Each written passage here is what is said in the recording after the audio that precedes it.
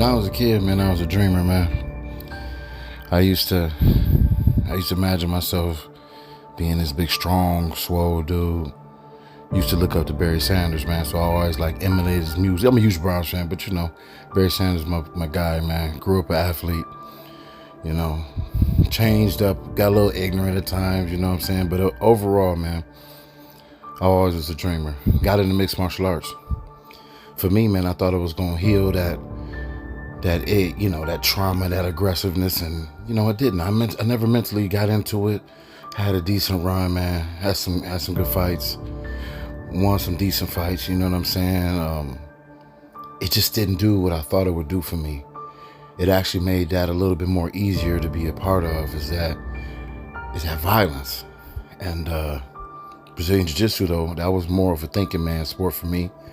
Couldn't use my strength my athletic ability to get over. Had to think, had to be more technical. That was something that I was really proud of when I got my black belt. Competing in Brazilian Jiu-Jitsu was way more calming for me than punching somebody in the face, and then able to teach kids and, do seminars and stuff like that. That's amazing, and it also led me into speaking publicly, man, because I met a lot of children going through trauma that they didn't know how to deal with. So I started I Stop the Bully back in 2011. Walked around talking to churches, then went to schools, then went to colleges, and then being contracted through schools. And we talking about the kid from the mid, man, that they said, you can't read. Then I became a public children's book author. You can't speak with intelligence. And I'm speaking at big events of Ohio State reps and stuff like that. So, I was always told, man, you can't do this, you can't do that. The chips was always against me. Never complained, though. Used to hurt my feelings back in the day, but never complained.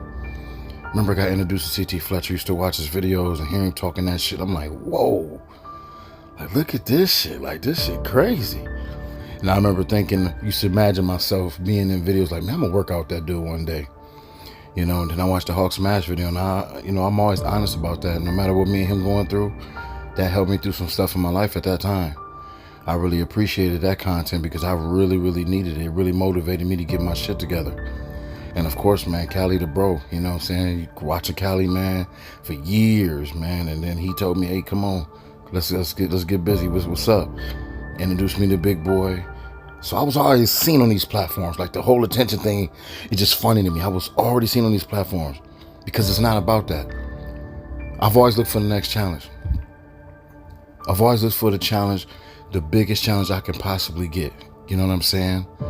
What is going to push me to the next level? Because if I don't get pushed, I don't do it. I'm lazy. So I always got to, hey, yo, what can we do next? And I put two and two together.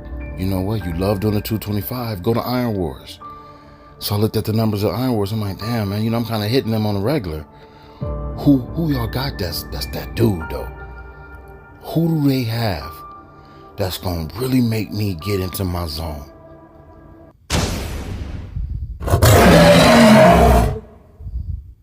Truthfully, no disrespect to nobody, but it's Kevin the Hawk Washington. No disrespect. That's who put me in that zone.